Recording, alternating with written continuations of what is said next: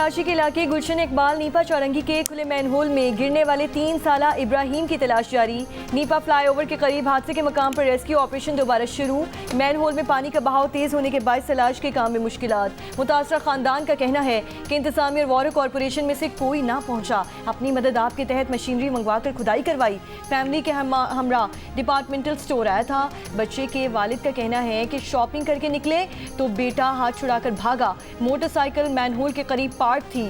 بیٹا آنکھوں کے سامنے گٹر میں جا گرا۔ مین ہول پر ڈھکن بھی نہیں تھا۔ دادا محمود الحسن کا کہنا ہے کہ رات ہی کارروائی کی جاتی تو بچہ یہیں مل جاتا۔ حسن سکوائر اور نیپا کے درمیان سڑک کے دونوں ٹریک کو کھول دیا گیا۔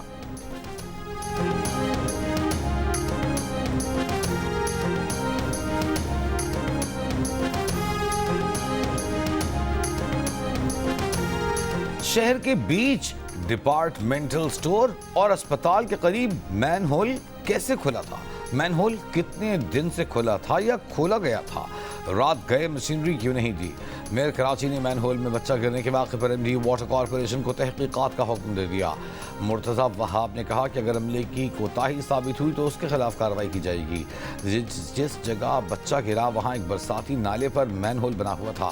برساتی نالے پر ٹاؤن اور کے ایم سی دونوں کام کرتے ہیں۔ وہ یہ کہیں گے کہ جماعت اسلامی کا ٹاؤن چیئرمین ذمہ دار ہے تو لوگ ناراض ہو جائیں گے۔ منافقت کو ایکسپوز کرنے میں پیچھے نہیں ہٹیں گے۔ واقعے پر غمگین ہیں، خاندان اور والدین کے ساتھ کھڑے ہیں۔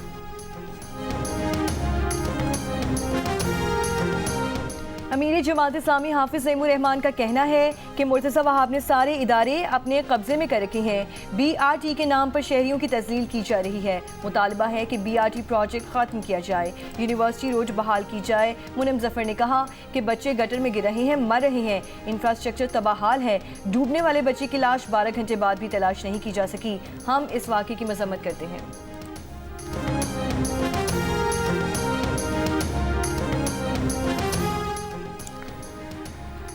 وزیر اعظم شہباز شریف برطانیہ میں 4 روز قیام کے بعد آج وطن واپس پہنچیں گے۔ وزیر اعظم شہباز شریف ذرائع کے مطابق لندن میں قیام کے دوران 7 میڈیکل اپوائنٹمنٹس ہوئے۔ انہوں نے کئی وفود سے ملاقاتیں بھی کی۔ وزیر دفاع خواجہ آصف نے کہا کہ چیف آف ڈیفنس فورسز کے نوٹیفیکیشن کا عمل شروع ہو گیا ہے۔ وزیر اعظم شہباز شریف جلد وطن واپس پہنچ رہے ہیں۔ چیف آف ڈیفنس فورسز کا نوٹیفیکیشن مقررہ وقت پر جاری کر دیا جائے گا۔ سی ڈی ایف نوٹیفیکیشن پر مزید کس طرح کی قیاس آرائیوں کی گنجائش نہیں۔ پاکستان کی ٹیکسٹائل برآمدات تاریخ کی بلند ترین سطح پر پہنچ گئیں۔ مالی سال 2025-26 کے پہلے 4 ماہ کے دوران ٹیکسٹائل برآمدات 6.4 ارب ڈالر تک پہنچیں۔ عارف حبیب لمیٹڈ کی رپورٹ کے مطابق ویلیو ایڈڈ شعبوں نے اس کارکردگی میں نمایاں حصہ ڈالا۔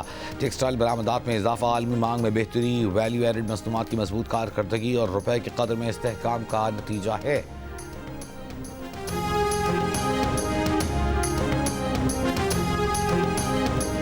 وزیر خزانہ محمد اورنگزیب نے کہا ہے کہ تیزی سے بڑھتی آبادی کے دباؤ نے معاشی استحکام کو چیلنج بنا دیا۔ غذائی تحفظ اور ماحول پر بھی منفی اثرات مرتب ہو رہے ہیں۔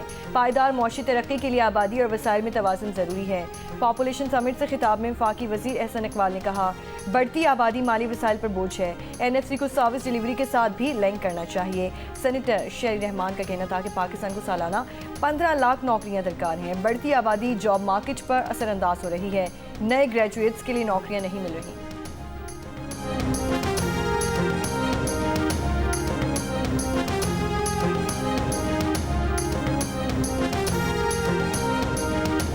آج سے پیٹرولیم مصنوعات کی قیمتوں میں کمی کر دی گئی۔ پیٹرولیم کی نئی قیمت 2 روپے کمی کے بعد 263 روپے 45 پیسے مقرر۔ ہائی سپیڈ ڈیزل کی نئی قیمت 4 روپے 79 پیسے کمی کے بعد 279 روپے 64 پیسے ہو گئی۔ پیٹرولیم ڈویژن سے قیمتوں میں کمی کا نوٹیفیکیشن جاری۔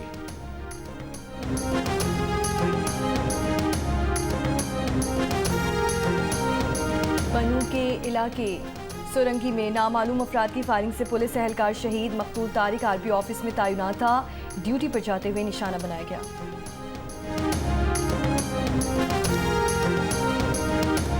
ایرانی وزیر خارجہ عباس عراقچی سے تہران میں نائب سعودی وزیر خارجہ سعود بن محمد الستی کی ملاقات۔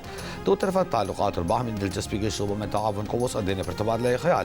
علاقائی اور بین الاقوامی پیش رفت کا بھی جائزہ لیا گیا۔ عباس اراغچی نے خطے میں صہیونی حکومت کے جنگی جنون اور لاقانون کو روکنے کے لیے خطے کے ممالک اور عالم اسلام کے درمیان زیادہ تعاون اور ہم آہنگی کی ضرورت پر زور دیا۔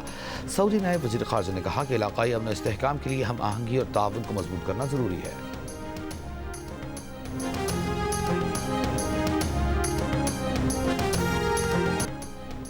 بلوچستان کانسٹیبلری میں 150 جوانوں کی 100% میرٹ پر بھرتی کا عمل مکمل۔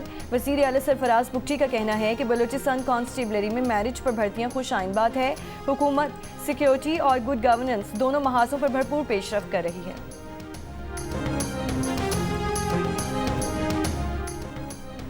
کراچی شاہ لطیف قذافی ٹاؤن میں گھر میں نامعلوم ملزمان کی فائرنگ سے میاں بیوی جاں بحق۔ پولیس نے شبہ ظاہر کیا ہے کہ فائرنگ خاتون کے سابق شوہر نے ساتھی کے ساتھ مل کر کی۔ ملزمان کی تلاش جاری۔ پاکستان کے خلاف بھارتی وزیر دفاع راج ناتھ کے بیان پر سکھوں کا کینیڈا میں بھارتی ہائی کمیشن کے سامنے مظاہرہ۔ مودی حکومت کے خلاف اور خالصتان کے حق میں نعرے لگائے۔ مظاہرے سے خطاب میں سکھ رہنماؤں نے کہا کہ صوبہ سندھ سے متعلق بیان دینے کی بجائے راج ناتھ بھارت کی فکر کریں جو بہت جلد کئی ٹکڑوں میں بٹنے والا ہے۔ بھارتی پنجاب بہت جلد بھارت سے الگ ہو کر خالصتان کی ریاست بنے گا۔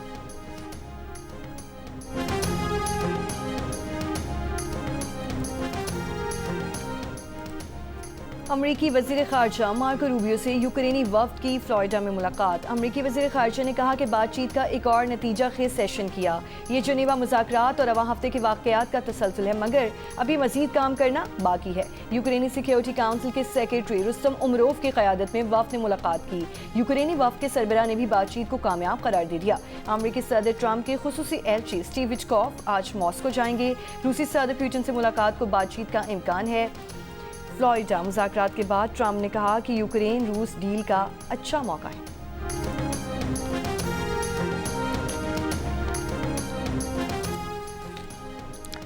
پوپ لیو کا اسرائیل فلسطین تنازع کے 2 ریاستی حل پر زور۔ ترکی سے لبنان جاتے ہوئے طیارے میں کہا کہ سب جانتے ہیں اسرائیل 2 ریاستی حل کو قبول نہیں کرتا، تاہم 2 ریاستی حل کو ہی اسرائیل فلسطین تنازع کا واحد حل سمجھتے ہیں۔ رومن کیتھولک چرچ کی اعلیٰ قیادت کئی سال سے 2 ریاستی حل کی حمایت کر رہی ہے۔ اسرائیلی وزیر اعظم نیتن یاہو نے کئی برسوں سے جاری بدعنوانی کے مقدمے میں اسرائیلی صدر اسحاق ہرزوگ سے معافی کی درخواست کر دی۔ اسرائیلی اپوزیشن لیڈر یائر لیپڈ کا نیتن یاہو کو معافی دینے کا نہ دینے کا مطالبہ، کہا جرم قبول کرنے اور سیاست چھوڑنے کے اعلان تک نیتن یاہو کو معافی نہ دی جائے۔ اسرائیلی شہریوں کا صدر کے گھر کے باہر مظاہرہ۔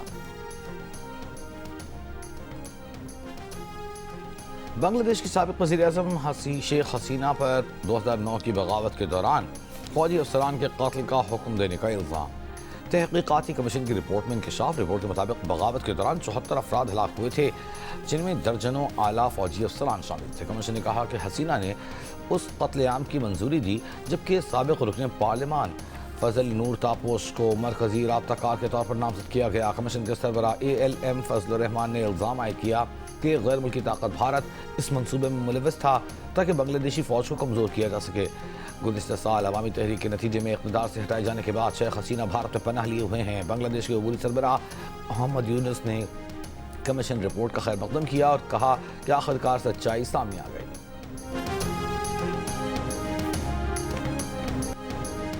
فلمی موسیقی کے لیجنڈ معروف موسیقار نثار بزمی کے چاہنے والے آج ان کا یوم پیدائش منا رہے ہیں۔ نثار بزمی کی تخلیق کی گئی بے مثال دھنوں کی تازگی آج بھی برقرار۔ محکمہ ثقافت کے زیر اہتمام کراچی میں رنگ برنگ سندھ کرافٹ فیسٹیول ختم۔ فیسٹیول کے آخری روز غیر معمولی رش رہا۔ سندھ اور دیگر صوبوں کے ثقافتی سٹالز توجہ کا مرکز تھے۔ لوک موسیقاروں اور گلوکاروں نے حاضرین کو خوب محظوظ کیا۔ اور کراچی میں over 40 T20 cricket world cup کا فائنل پاکستان اور آسٹریلیا کے خلاف۔ پاکستان کی آسٹریلیا کے خلاف بیٹنگ جاری۔ پاکستان کا پہلا sports channel Geo super event کی میچ براہ راست نشر کر رہا ہے۔